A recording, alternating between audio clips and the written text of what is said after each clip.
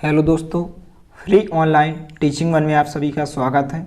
तो आज हम इस वीडियो में एनसीईआरटी गणित कक्षा 11वीं अध्याय 3 त्रिकोणमितीय फलन प्रश्नावली 3.2 का ही प्रश्न क्रमांक 2 सॉल्व करेंगे।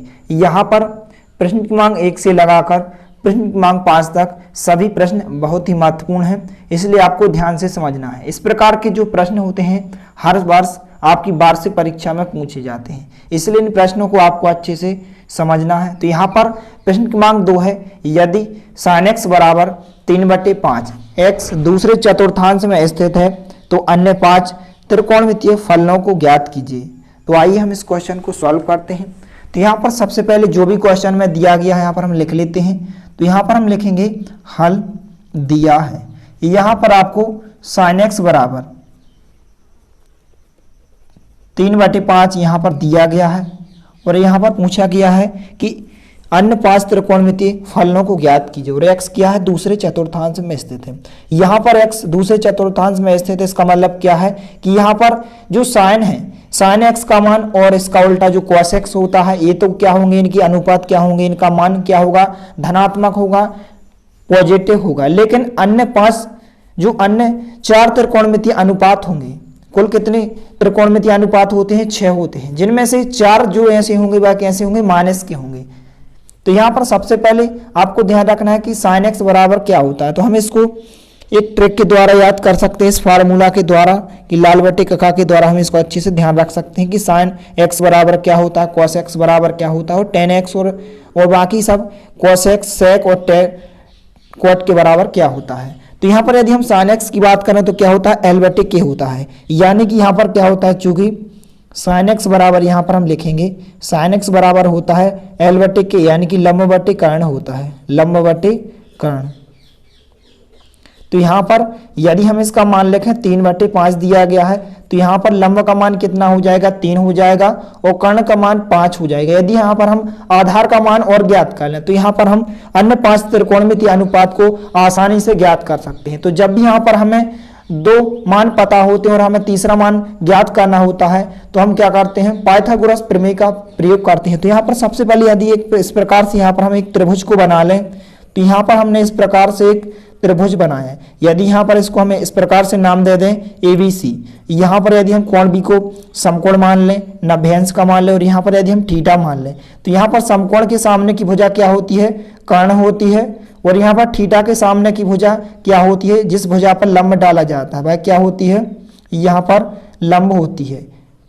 तो यहाँ पर AB भुजा लंब हो जाएगी और नीचे की भुजा क्या हो जाएगी, शेष भुजा जो बची है वह क्या हो जाएगी, आधार हो जाएगी। इसके बाद यदि बात करें तो यहाँ पर लंब का मान 3 दिया गया है, तो यहाँ पर लंब का मान 3 हो जाएगा, कर्ण का मान 5 हो जाएगा। इसके बाद यहाँ पर हमें तीसरी भुजा यानी कि आधार का मान ज्ञात करना, तो इसमें हम पाइथागोरस प्रमेय का प्रयोग करेंगे। तो यहाँ पर हम लिखेंगे इसलिए समकोण त्रिभुज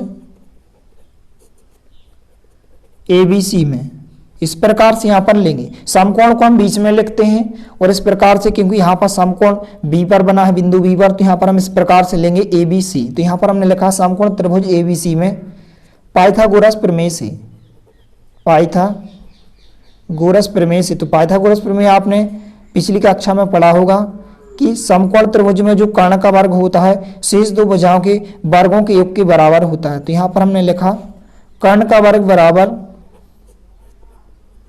लंब का वर्ग प्लस आधार का वर्ग। अब यहाँ चाहे तो आप डायरेक्टली यहाँ पर इनके मान भी रख सकते हैं, या फिर सबसे पहले यहाँ पर कर्ण की बात करें तो कर्ण किस भुजा को यहाँ पर हमने माना है, AC भुजा को। तो यहाँ पर हम लिखेंगे AC का वर्ग, तो यहाँ पर हमने लिखा AC का वर्ग बराबर का चिन्ह जाकेता, लंब की जगह लंब हमने किस भुजा को माना है, AB भुजा को, तो यहाँ पर हम AB का वर्ग लगाएंगे, प्लस चिन्ह जाकेता, आधार की जगह आधार हमने BC भुजा को माना है, तो यहाँ पर हम BC का वर्ग लगाएंगे। इसके बाद इन सभी की यहाँ पर हम मान रख सकते हैं। तो यहाँ पर AC की जगह AC भुजा का मान कितना दिया गया है, 5 दिया गया है, तो यहाँ पर हम 5 रखेंगे और वर्ग जाकेता। इसी प्रकार से ए बी की जगह ए बी का मान यहाँ पर 3 दिया गया, लंब का मान 3, तो यहाँ पर हम 3 का वर्ग लगाएंगे, प्लस चिन्ह जाके था। बी सी का मान, हमें आधार का मान ज्ञात करना है, तो यहाँ पर हमने बी सी का वर्ग जाके था लगाया। इसके बाद हम इसको थोड़ा सा सॉल्व करेंगे, तो यहाँ पर 5 का वर्ग कितना हो जाएगा, यदि 5 को हम 2 बार लिखें गुणा करें तो यहाँ पर 5 का वर्ग कितना हो जाएगा, 25 हो जाएगा, और यहाँ पर 3 का वर्ग कितना हो जाएगा, 9 हो जाएगा। इसके बाद यहाँ पर हमें बी सी का मान ज्ञात करना है, तो यहाँ पर हमने बी सी का वर्ग जहाँ कितना लगाया।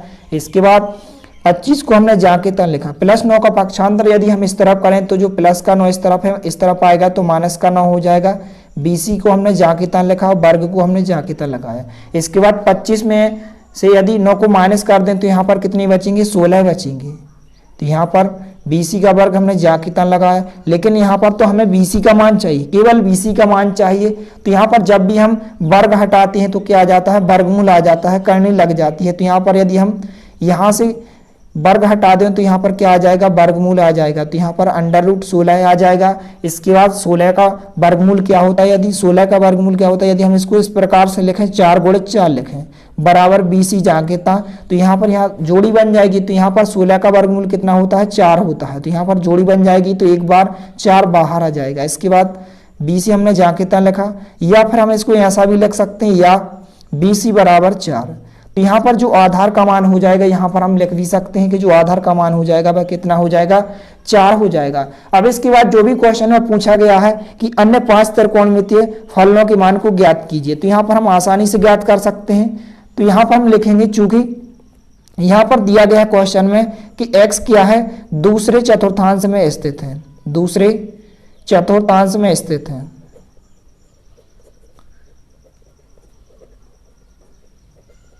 तो यहाँ पर सबसे पहले हम जो भी अन्य 5 त्रिकोणमितीय फलनों के मान पूछे गए हैं, यहाँ पर सबसे पहले हम ज्ञात कर लेते हैं, फिर इसके बाद यहाँ पर हम चिन्ह की बात करेंगे। तो क्वेश्चन में आपको sin x का मान तो आपको दिया गया है, तो इसके बाद यहाँ पर हमें cos x का मान ज्ञात करना है। तो यहाँ पर हम लिखेंगे cos x बराबर, तो यहाँ पर सबसे पहले यदि हम एक ट्रिक के द्वारा इन सभी त्रिकोणमितीय फलनों की वैल्यू के मान को आसानी से यहाँ पर इस प्रकार से याद रख सकते हैं कि यहाँ पर sin x बराबर क्या होता है, L/K लंब बटे कर्ण होता है, cos x बराबर क्या होता है, A/K यानी कि आधार बटे कर्ण। तो यदि हम यहाँ पर इस प्रकार से यहाँ पर हमें आधार बटे कर्ण लिखना है, तो यहाँ पर आधार का मान 4 दिया गया, कर्ण का मान 5 दिया गया, तो यहाँ पर कितना हो जाएगा, 4/5 हो जाएगा। तो cos x बराबर कितना हो जाएगा, 4/5। इसके बाद यदि हम tan x की बात करें तो tan x क्या होता है, साइन हो गया, cos हो गया, इसके बाद tan क्या होता है, L/A यानी कि लंब बटे आधार होता है। तो यहाँ पर यदि हम लंब का मान देखें तो लंब का मान 3 है, आधार का मान 4 है। तो यहाँ पर जो tan x बराबर कितना हो जाएगा, 3/4 हो जाएगा। तो यहाँ पर हम लिखेंगे 3/4। इसके बाद हम इनके उल्टे जो होते हैं, साइन का उल्टा क्या होता है, cos x होता है। तो यहाँ पर हम cos x के मान को ज्ञात करेंगे। तो यहाँ पर यदि a होता है साइन, L/K होता है यानी कि लंब बटे कर्ण क्या होता है, sin x होता है। यदि हम cos x की बात करें, कर्ण बटे क्या होता है, लंब होता है। साइन का उल्टा क्या होता है, cos x होता है। तो यहाँ पर कर्ण बटे लंब हो जाएगा। तो यहाँ पर हम लिखेंगे कर्ण बटे लंब, यहाँ पर कितना हो जाएगा, कर्ण का मान 5 है, लंब का मान 3 है। तो यहाँ पर cos x का मान कितना हो जाएगा, कर्ण बटे लंब यानी कि 5/3 हो जाएगा। इसके बाद cos का उल्टा क्या होता है, sec होता है। तो यहाँ पर हम लिखेंगे sec x।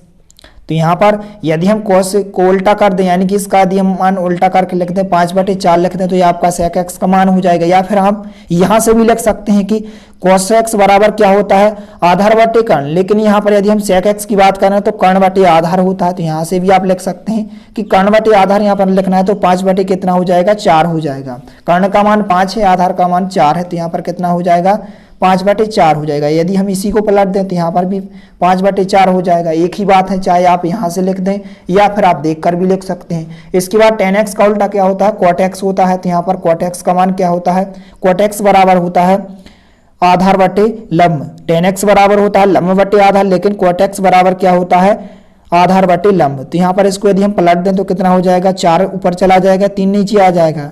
यहाँ से भी आप मैच कर सकते हैं कि आधार बटे लंब में यहाँ पर क्या दिया गया, आधार का मान 4 दिया गया है, लंब का मान 3 दिया गया, तो 4/3 हो जाएगा। यही तो यहाँ पर हमने लिखा है। अब इसके बाद यहाँ पर दिया गया है कि x क्या है, दूसरे चतुर्थांश में स्थित है। तो यहाँ पर यदि हम चिन्ह की बात करें तो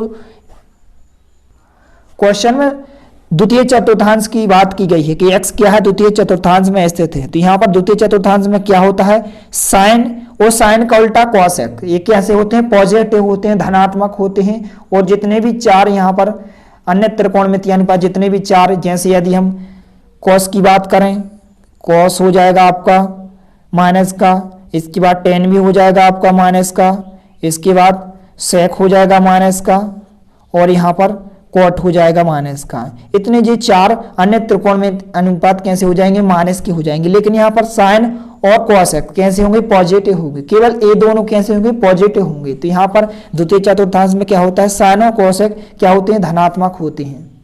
तो यहाँ पर साइन एक्स तो क्वेश्चन में दिया गया है, 3/5 दिया गया है। यदि हम कॉस एक्स की बात करें तो ये भी धनात्मक होगा, लेकिन यहाँ पर कॉस एक्स क्या होगा, -4/5 होगा। यहाँ पर भी हम माइनस लगाए, टेन भी माइनस का होगा और कॉट भी माइनस का होगा, यहाँ पर सेक भी माइनस का होगा। लेकिन साइन और साइन का उल्टा कॉस एक्स क्या होंगे, ये दोनों धनात्मक होंगे। तो इस प्रकार से आपके अन्य 5 त्रिकोणमितीय अनुपात ज्ञात हो जाएंगे। यही आपका क्या हो जाएगा, आंसर हो जाएगा। तो इस प्रकार से प्रश्न क्रमांक 2 को आपको अच्छे से तैयार कर लेना है, क्योंकि इस प्रकार के जो क्वेश्चन होते हैं हर वर्ष आपकी वार्षिक परीक्षा में अवश्य पूछे जाते हैं।